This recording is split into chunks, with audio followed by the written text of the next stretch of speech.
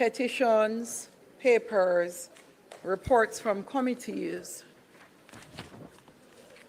notices of motions given orally. Madam Speaker, I beg to give notice that at the next sitting of the House, I intend to move the following motions.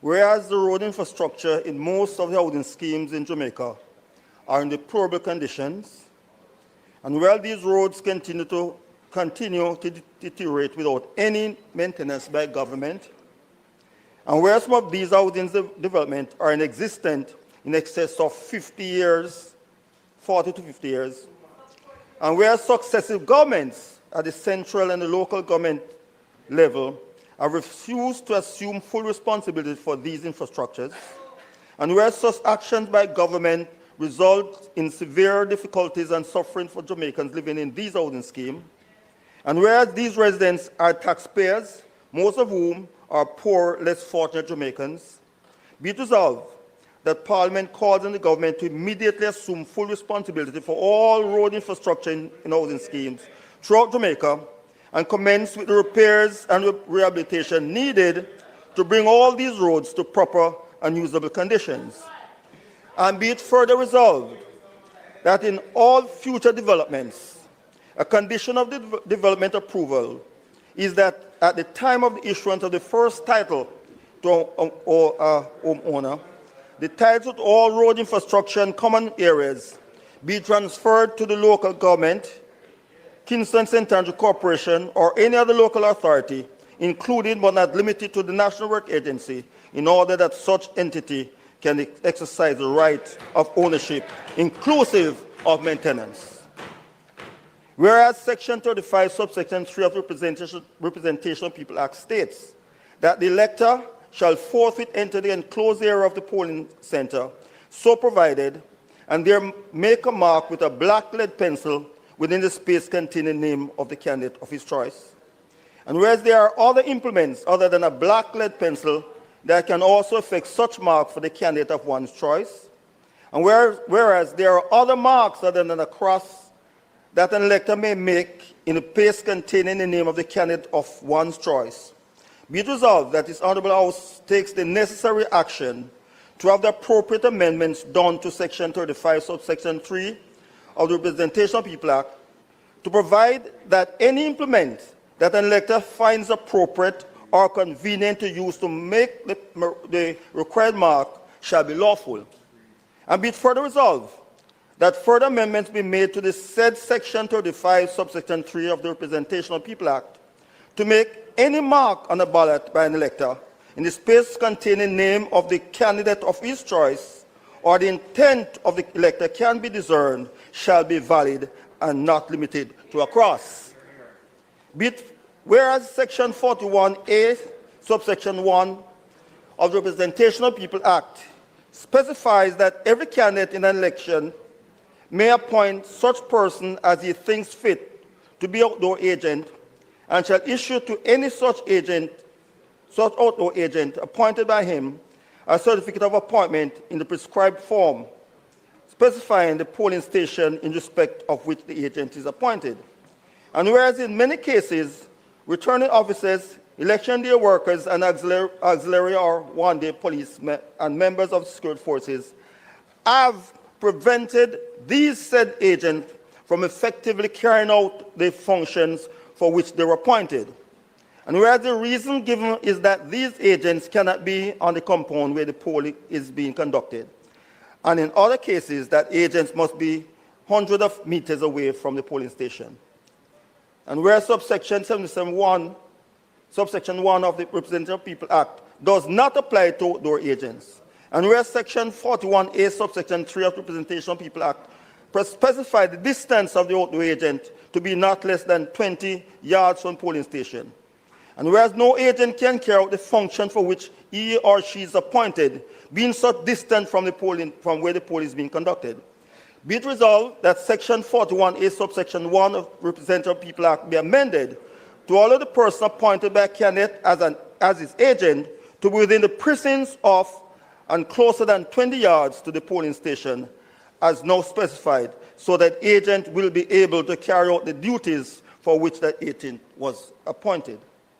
Whereas subsection 33 of the Representation of People Act specifies that the polls shall be taken in each polling station between the hours of 7 o'clock in the forenoon and 5 o'clock in the afternoon. And whereas there are changes to circumstances which have influenced the setting of the time for polling, and whereas we are now in an electronic age, be it resolved that Section 33 of the Representation of People Act be amended, allowing the time for polling on election day to be between the hours of 7 in the forenoon and 6 in the afternoon. Where Section 44(3) of the Representation of People Act states, if in the course of counting the votes, any ballot paper is found with the counterfoil still attached thereto, the presiding officer shall carefully conceal the number thereon from all persons present, and without examining them himself, remove and destroy such counterfoil. He shall not reject the ballot merely by reason of his former failure to remove the counterfoil. Be it resolved that this section be amended to add, or the counterfoil having been removed above or below the perforated line. Whereby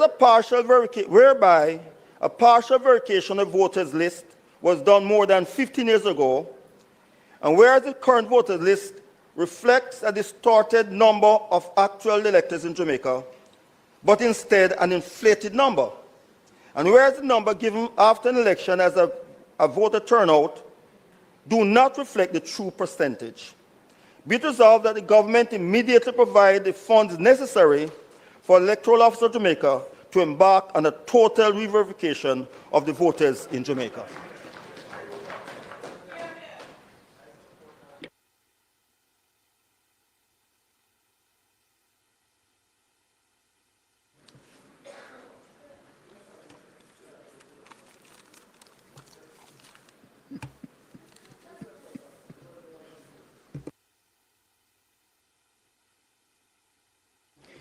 Questions and answers to questions.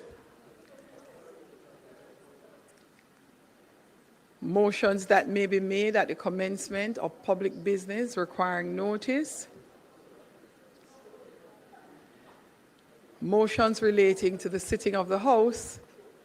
Motions for leave to introduce bills. Members, presentation of bills without leave of the House first obtained. Minister. Madam Speaker, I now move to introduce and have read a first time a bill shortly entitled the Criminal Records Rehabilitation of Offenders Amendment Act 2025. A bill shortly entitled the Criminal Records Rehabilitation of Offenders Amendment Act 2025 read a first time. Madam Speaker, I beg to give notice of second reading of the bill. Madam Speaker, I further beg to give notice that at a later stage today, I will move for the suspension of the standing orders to enable me to take second reading of the bill and take it through all its concluding stages. Public business. House Leader.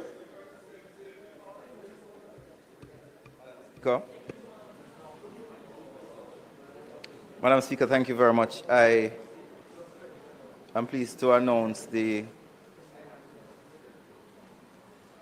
opening of the debate of the Criminal Records Rehabilitation of Offenders Amendment Act 2025, and we'll have the Minister of Justice and Constitutional Affairs, Mr. Delroy Chuck. I don't suspect you'll be closing today. So you will not be closing today. So other members who may not be prepared to contribute today will have the opportunity to engage. So there is a little correction that we need to make. Thank you. Thank you, House Leader. No. The old truck. Just for good order, the member did say you'll be going through all stages. Sorry? Yes, he did. Yes, he did. So I'm asking that it be corrected. Yes, yes, yes. Yes. Ma- No,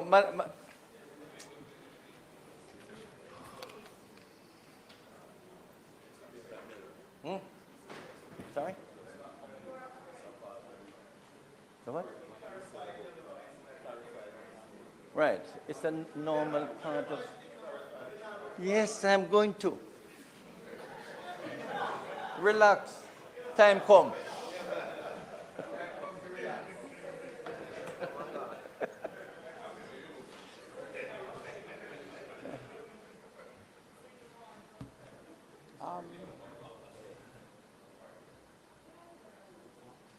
Minister, Yes, Madam Speaker. we're just going to send you a short note as an amendment at public business, if you don't mind.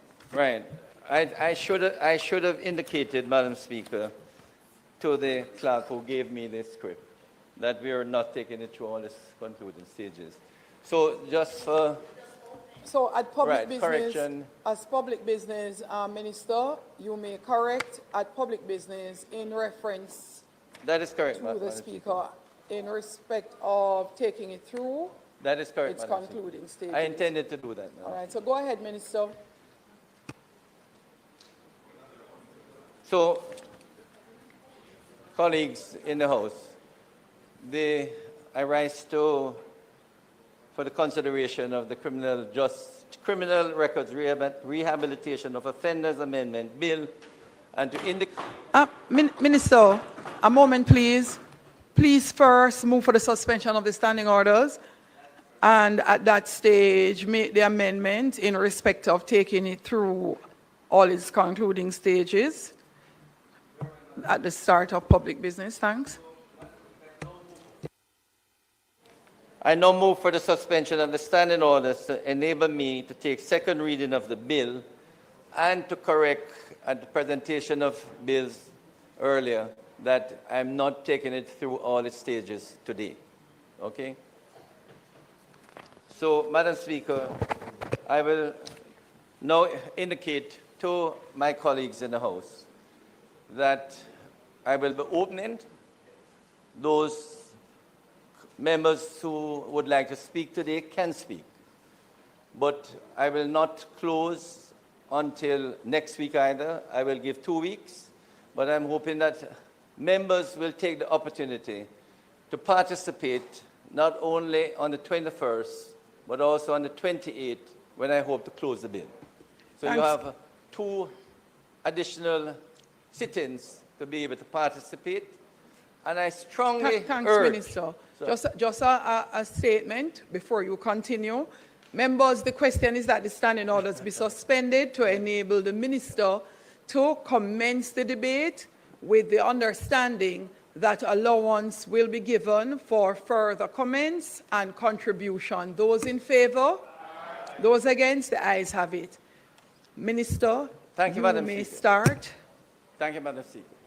Now, I make the point to members that I am absolutely sure that all of you will have been approached or will be approached, especially the new members, about expungement. In other words, there are over 400,000 criminal records of persons who are at the Criminal Records Office, and many of them do seek expungement.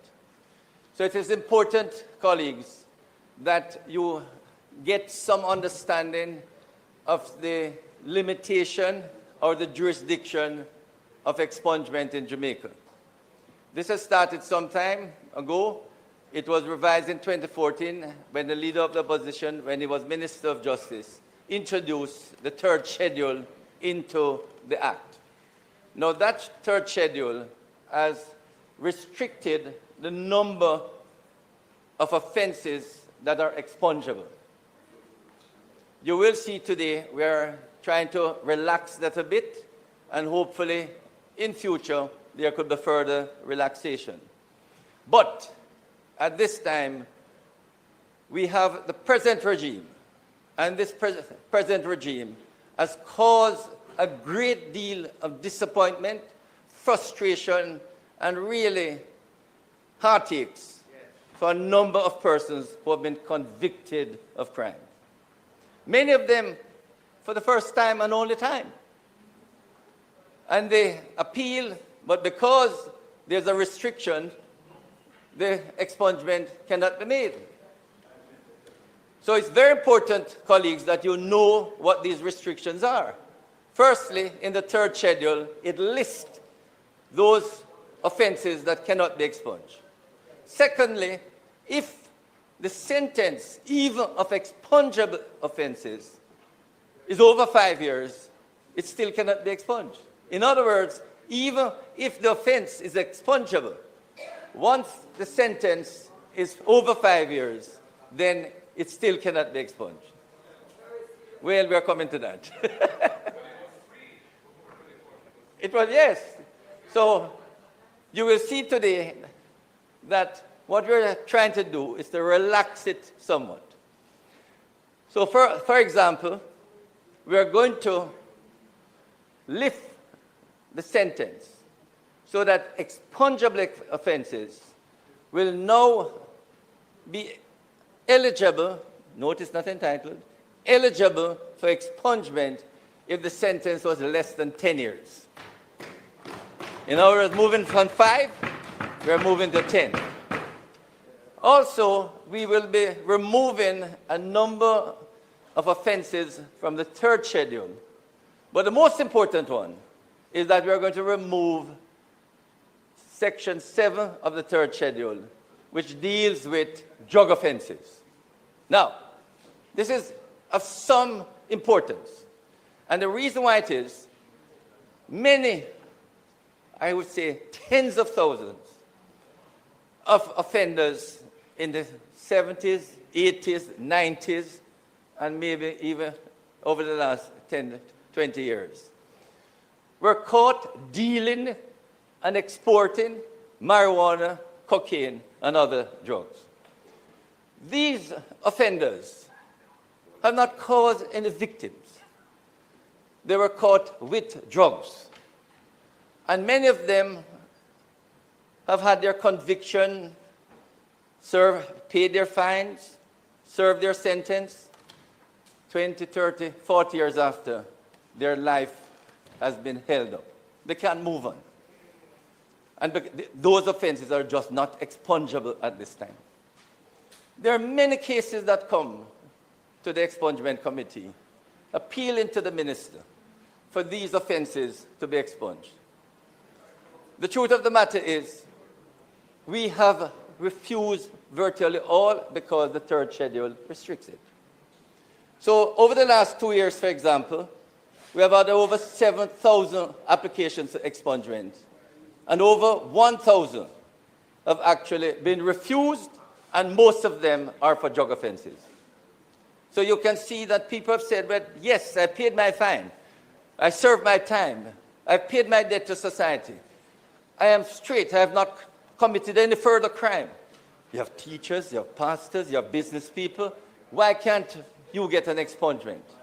And so the opportunity has now arisen for us to change that. And in this legislation, we have removed, so persons who have been convicted for drug offenses, have served their time, and have had a period of rehabilitation, usually not less than 10 years, but if the sentence was 10 years, the rehabilitation will be 15 years. Up to 10 years, it will be 10 years rehabilitation.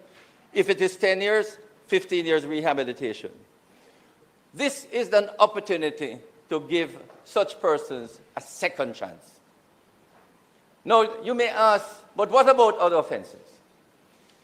The truth of the matter, over the past many years, at various levels within the government, we have been looking at how we can adjust this, or make amendments to this Criminal Records Rehabilitation of Offenders Act. We have had many discussions at various levels, including at the cabinet level, as to what can we do. When you take, for instance, serious offenses, the answer is no. Murder, rape, robbery with aggravation, all these serious offenses? The answer is no, they're not expungible, and we don't want to move them at this time. But when you take, say, possession of ammunition and gun, these, you may say, should be considered. The truth of the matter is that in the present environment, we might be sending the wrong signal. Not that eventually it might not be done, but in the present environment, we have to be careful how we send a signal which could be the wrong signal. It is the same with scamming. It's in the third schedule. If we try to remove scamming from the third schedule, you can see that we would be sending the wrong signal. So, although those were considered, it is clear we cannot, at this time, take them from the third schedule because it may well send the wrong signal. What would the good if all these persons who now suffer, those persons who have had their records expunged, and even those who are awaiting, let potential criminals know how frustrating and disappointed it is that even when you commit one offense, that record will be with you for a long time. It's important that they help the society to assist us in reducing crime. So, Madam Speaker, we took the opportunity to look at other jurisdictions. So when you take, for instance, there are many jurisdictions where all the offenses are expungible after a period of rehabilitation. But we are not going that route. When we look at the Caribbean, we see, for example, in Barbados, all the offenses are expungible, but if the sentence is greater than 7 years, no. So in other words, even though the offenses are expungible, once you get a sentence greater than 7 years, then it's not expungible, which indicates that serious offenses that would have attracted the higher sentences would still not be expungible because of the sentence. So Barbados' limit was 7-year sentence. In the Bahamas, and by the way, Barbados has various rehabilitation periods from 3 years to 10 years. When you look at the Bahamas has a number of offenses in the third schedule. But all the other offenses, expungible offenses, there's a rehabilitation period for indictable offenses of 16 years, and for summary offenses, 8 years. So that in the Bahamas, you can see for expungible offenses, regardless of the sentence. Remember now, Barbados is 7, Bahamas, no limit on the sentence for expungible offenses. The rehabilitation period is 16 years for indictable offenses and 8 years for summary offenses. So you see, colleagues, that we have taken a middle ground. So we are saying we go up to 10 years. And we also remove the drug offenses, as Bahamas has done, and in Barbados, and virtually no other Caribbean countries except St. Kitts, and it has put a limit on the drug offenses. No other Caribbean countries has any restriction on drug offenses being expungible. So we are not out of the loop in terms of what other countries in the Caribbean and across the world is doing. So bear that in mind, colleagues, and those persons who want to make a contribution.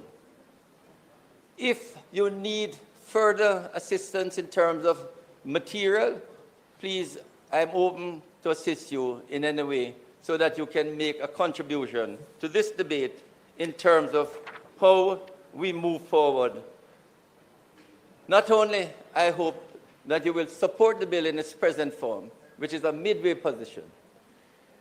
I have no doubt that people will say we should have gone further. Instead of 10 years, make it 12 years or 15 years, or go like other countries and make it whatever the sentence is. But I'm begging my colleagues, let us take it a step at a time. So I'm asking you for the support of this bill, which is a midway position, even though in your contribution, you can speculate as to where we could go further. I have no problem with that, okay? But let us try and keep it as it is now. Propose later, okay? So, having said all of that, Madam Speaker, I will just take members through the bill.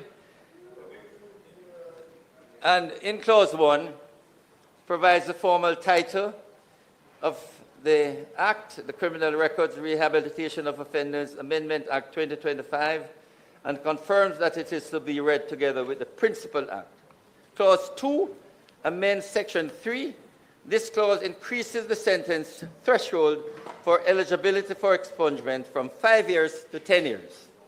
It allows the Criminal Records Rehabilitation of Offenders Board to consider applications from persons who serve sentences of more than 5 but not more than 10 years, thereby widening access to expungement in potentially deserving cases. Clause 3, amendment to Section 4. This clause clarifies that some foreign convictions, including those offences found in the 3rd schedule, can be evaluated subject to the board's discretion, even where these offences may otherwise be barred from expungement in Jamaica. This enables fairer treatment for Jamaicans whose offences were already expunged in a foreign jurisdiction. Members, we have the most unfortunate situation with the present legislation. A person has committed a drug offense abroad. When they return to Jamaica, they want, because the offense has been listed in the CRO here, it cannot be expunged. You have people who come to the Ministry of Justice and demonstrate it. They say, we never commit this offense in Jamaica. Where I committed it in the UK, they have expunged it. I know you're telling me you have it down here. And this particular section, clause 3, is to make sure that where the person is eligible, because even though he has not committed the offense here, if there's any evidence of misconduct or, say, another offense, it certainly will not be expunged. Clause 4, this clause introduces a new rehabilitation period of 15 years for applicants who serve terms exceeding 5 but not exceeding 10 years. This change ensures that a reasonable period for law-abiding conduct is demonstrated before eligibility arises. Clause 5, it amends Section 5A. In respect of juvenile offenders, this clause mirrors Clause 4 by establishing a rehabilitation period of 8 years where the term of imprisonment exceeded 5 but did not exceed 10 years. This is consistent with the principle of graduated accountability and redemption for our youth. Clause 6, this clause adds a reference to the Constitution of Jamaica, making it clear that constitutional protections must also be considered in the interpretation of the Act. Clause 7 merely simplifies the language of Section 20E. Clause 8 sets out a non-exhaustive list of factors the board may consider when assessing an application. These include the nature and gravity of the offense, social inquiry and psychological reports, demonstrated remorse or restitution, and age at the time of the offense. Members have the bill. You will see a whole list that the expungement committee should consider, a group of them, to determine whether the applicant should have his offense expunged.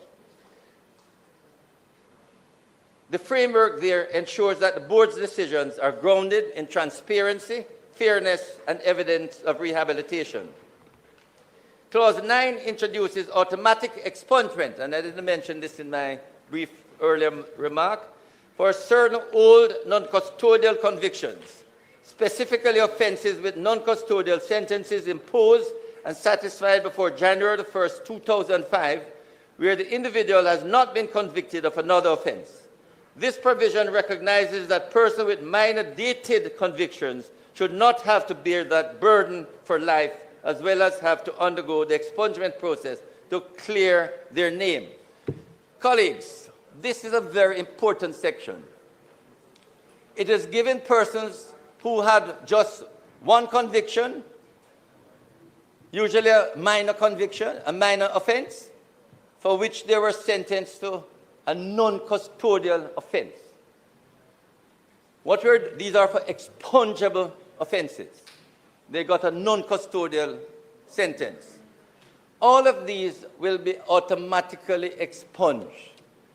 Just like, the possession of ganja, one spliff, it will happen the same way. So if a person, any Jamaican, who committed an offense before the 1st of January 2005, got a sentence which is a non-custodial sentence for an expungible offense, when they go to the criminal records office, if they do, the record should show no offense. This is important, colleagues, because if you have persons applying, it could be close to 100,000 or more. Once you ask for a certificate, you don't need to ask for expungement, because it should show up that you have that offense which you got a non-custodial sentence should not show up on the certificate. Fine. Now, colleagues, I must say this. Sometimes, if it shows up, it may well be that it has another offense, because it's only if it is a single offense.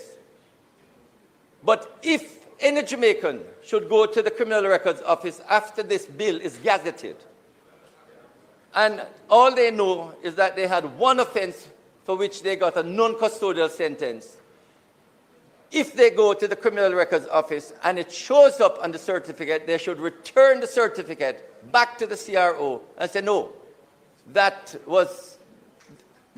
offense, Parliament has decided that it is spent and should be removed from the records totally. So this is something which the Ministry of Justice will definitely educate Jamaicans. Because the usual problem, and I must say this, colleagues, apart from this particular section, there are persons who want to go on farm work, want to go migrate, want to get a visa, and they apply for an expungement. And when they apply for the expungement, they think it's like paying a traffic ticket. They pay the amount at the MOJ, and then they ask the following week if the expungement certificate is ready. The truth of the matter is that, colleagues, it takes time, because once the application comes to the Ministry of Justice, we have to get the CRO record, which oftentimes takes at least 6 months. Now, fortunately, over the last 2 or 3 months, we have put in place and pay 2 persons at the CRO to deal only with expungement, so that the time now is weeks rather than months. So we now have, in fact, over 2,000 applications because of what we have put in place over the last few months. The CRO records, the records are now coming back to the ministry, and those applications can be dealt with very soon. But bear in mind, and I want to make it very clear, colleagues, when they come to you, if the offense that attracted a non-custodial sentence was after the 1st of January 2005, it is not automatically expunged. Is that clear? So if the sentence was 2010, and it's a non-custodial sentence, it may well be eligible for expungement, but it is not automatic. So those persons who had a non-custodial sentence for an offense that is expungible after January the 1st, 2005, you still have to apply for your record to be expunged. And as you can see, and the reason for that 20 years, because you want to make sure that persons who have committed an offense, say 2008, that they have not committed another offense when they apply for expungement. But up to 2005, if there's no further offense committed, we automatically expunge it. Okay? Clause 10, this clause updates the naming of the resident magistrate to a judge of the parish court. Clause 11 expands the membership of the board from between 3 and 5 members to between 7 and 9 members and adjusts quorum requirements accordingly. It also updates the list of prescribed members, including nominees from the Commissioner of Police and the Commissioner of Corrections. This will ensure that the board is adequately resourced to meet its growing responsibilities. Clause 12, amendment to the third schedule. Clause 12 amends the list of offences that are excluded from expungement. I urge members to have a look at the list. Among the changes are the removal of certain minor property offences and offences under the Dangerous Drugs Act, that's Section 7 I mentioned. This is in line with the example set in Bahamas and the global softening of the position concerning redeemability of individuals. People must be given a second chance where they have shown that they are reformed, they are rehabilitated, and they want to go straight. Many of these persons, colleagues, have suffered and are suffering because they can't get promotion, they can't get a job, they can't get a farm work ticket, and they can't do many things. So the opportunity is now being opened up a bit for them. In conclusion, colleagues, these amendments are deliberate, proportionate, and reflect a justice system that is both accountable and compassionate. They are rooted in the belief that individuals who have paid their debt to society and demonstrated true rehabilitation deserve an opportunity to fully reintegrate and contribute to national life. This bill represents a balancing act. We are seeking to give effect to the notion of second chances while continuing to hold offenders sufficiently accountable for wrongdoings to the extent appropriate to the specific offences. Madam Speaker, there may be those who feel that the proposed amendments do not go far enough in widening the categories of persons eligible for expungement. Conversely, there are others who may believe that no expansion should have been contemplated at all. We welcome and encourage a robust debate on this matter. As a government, we are guided by the principle that we exist to give meaningful effect to the will of the people and to shape policy in a manner that reflects both justice and the evolving values of our society. Madam Speaker, I look forward to the support, critical or otherwise, of this piece of legislation. Thank you.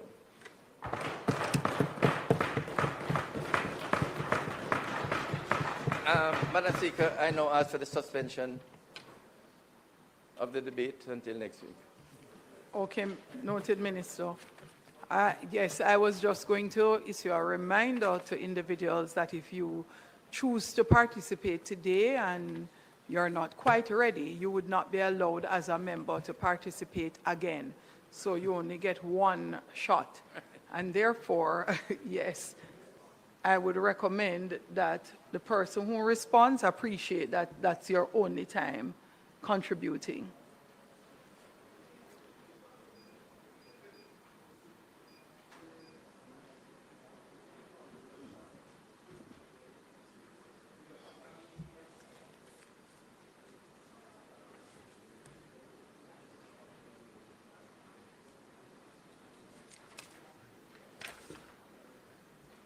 The member from St. Elizabeth Northeast would like to also contribute to the debate.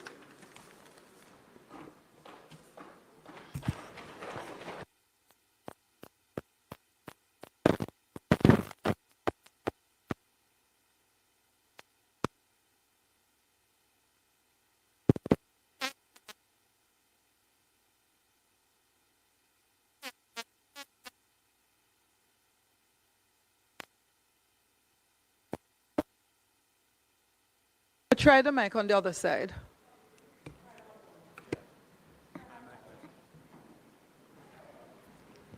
Thank you. Madam Speaker, I wish to begin by commending the Minister for introducing what I consider to be quite well-needed amendments as it relates to this particular issue, which plagues young men and women from northeastern St. Elizabeth to northeastern St. Andrew. People who would have made mistakes many years ago have turned over a new leaf, but unfortunately are plagued by the ghost of past mistakes. And so on this side, I welcome the proposed amendments.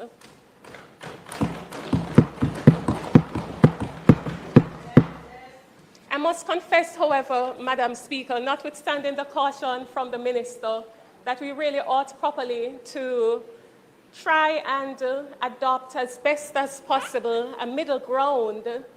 It would be remiss of me to not indicate my concern as it relates to the time period that we have actually contemplated as the ceiling, the maximum ceiling, being 15 years. Indeed, I do believe that we really ought properly to consider being a little bit bolder in how we approach that. But I understand the Minister's position. My major contribution today has to do with seeing how best we can actually add value to what is being proposed. And I think the Minister understands, like myself, that one of the major challenges we face as persons on the outside, it has to do with the length of time that it takes to get their records expunged. My contribution today is therefore based on how we can improve that system. I note the Minister's proposal to actually have all sentences which would have been recorded before the 1st of January 2005 being automatically expunged. But I do believe that it is important for us to go further. And I take note of precedents in other Commonwealth jurisdictions, such as Cayman, where after a particular period of rehabilitation, offenses which did not attract a term exceeding 5 years are automatically expunged. It is my considered view, and I do hope that the Minister will actually take it into consideration, that as it relates to non-custodial offenses, and if we are bold enough, offenses which do not carry a conviction of greater than 5 years, perhaps it might be wise to consider having those matters automatically expunged, because what that would do is to relieve the system of some of the backlog which currently obtains, that I know the Minister knows all too well about, and notwithstanding his great industry and efforts, we continue to have a challenge in that regard. So I wonder if the Minister might consider including a clause which would speak to the fact that non-custodial sentences, at a minimum, ought to, once the rehabilitation period is served, ought to automatically be treated as being expunged. That's my first recommendation.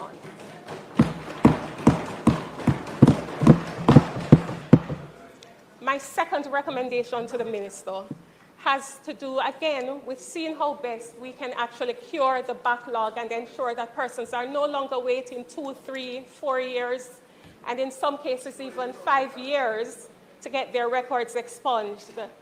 And we do understand that one of the challenges comes from how often, or perhaps the lack of frequency with which the board actually meets.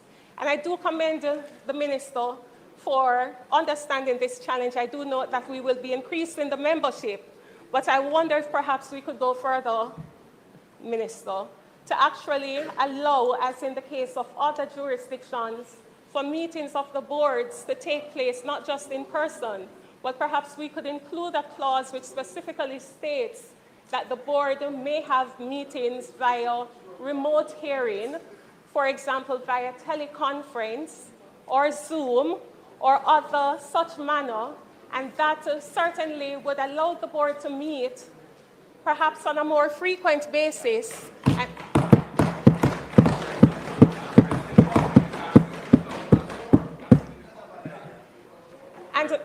And not only that, but I note considering my other life, that even in terms of the court, there are meetings, virtual meetings and virtual court hearings.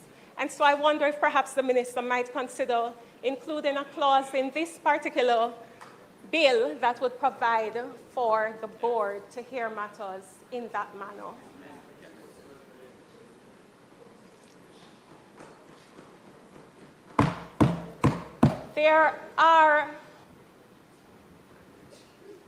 I am hesitant, I must confess, but it would be remiss of me, Minister, even though I understand, quite frankly, the mischief that is intended to be cured.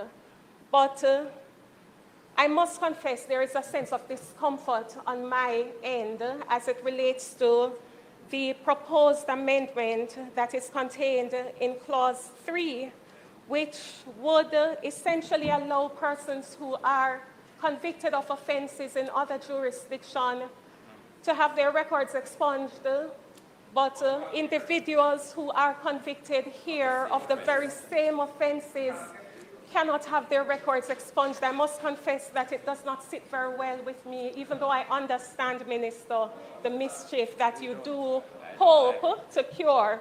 But perhaps we could revisit this provision just to ensure equity and to ensure balance, as I'm sure you strive for that. So might I close by simply stating, Minister, that I am indeed pleased with the raft of measures and the raft of proposals that are being contemplated today. And I trust that the Minister will give due consideration to the proposals and the recommendations articulated and advanced. Thank you. Right, it's so please. Thank you. Minister, you may move. Minister, you may move to close. Minister, unless to suspend the debate, please. I now ask for the suspension until the next sitting. Until the next sitting? Next sitting of the House. Members, the question is that the debate be suspended until the next sitting of the House on this bill. Those in favor? Those against? The ayes have it. House Leader. Thank you, Madam Speaker. Madam Speaker, it is not contemplated for us to do any other business today. However, I am asking if the House will allow the Honorable Minister of Culture, Gender, Entertainment and Sports to respond to what has been a significant recognition on this motion of adjournment as Parliamentarian of the Year. Thank you very much. On the matter of adjournment? Yes.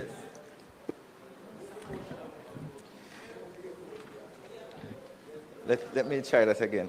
Madam Speaker, it's not contemplated to do any business, further business today, and I therefore ask the House to adjourn at a date to be fixed.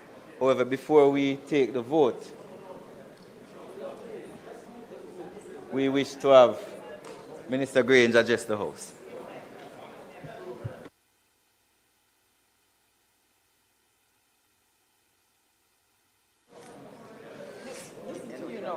Thank you, Madam Speaker. On the motion for adjournment, I would like to use the opportunity to thank the Commonwealth Parliamentary Association for awarding me the 2025 Parliamentary Equality and Diversity Award. Madam Speaker, this means so much to me, and I want to thank you for receiving the award on my behalf. No better person could have received the award on my behalf, because in receiving the award on my behalf, you have received it on behalf of all the women who have sat in this parliament, and those who sit now and those to come. So I thank you so much, Madam Speaker. I'm humbled by this recognition of my efforts to work for an equitable society. I also take this opportunity to thank you, my colleagues, my new friends, my new colleagues in Parliament, and those who have been here with me over the years. I want to thank you for your support, and most notably in the establishment of the bicameral caucus of women parliamentarians. I want to thank those women who sat in Parliament with me over the years. Thank you so much. I'd like to thank the staff of the Ministry of Culture, Gender, Entertainment and Sport, particularly the team from the Bureau of Gender Affairs for the support they have provided to me as we all strive for an equitable society. And I know that they conspired with the House to nominate me, and I must confess that I'm touched by this. I'm usually the one working behind the scene to get others recognized, not the one to seek recognition. Finally, I would like to thank the constituents of St. Catherine Central for allowing me to be here over the years as a parliamentarian and to not only represent their interest, but also to work for the good of all Jamaicans. Jamaica has come a far way, Madam Speaker, in the fight for gender equality, but we still have a way to go.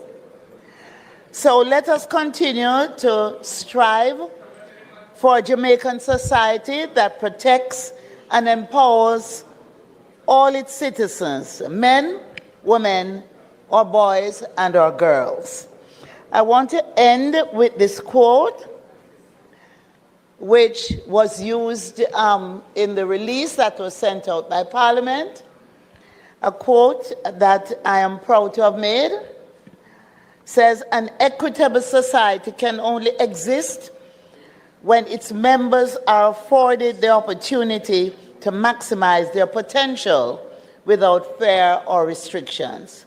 That has been my life's purpose, and I'm humbled by this recognition of my efforts in that regard. I thank the Commonwealth Parliamentary Association for this award, and I'm honored, and I'm truly, Madam Speaker, grateful. I thank you all.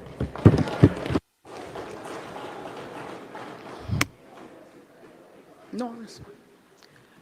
Members, I'll conclude and move for the adjournment by saying this is the very first time in our history that any member of the Jamaican Parliament have been either nominated or have received an award from the Commonwealth Parliamentary Association.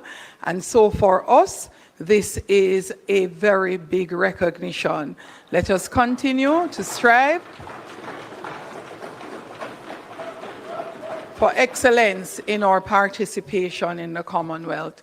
Members, the question is that the House do now adjourn for a date to be fixed. Those in favor? Those against? The ayes have it. This honorable House now stands adjourned.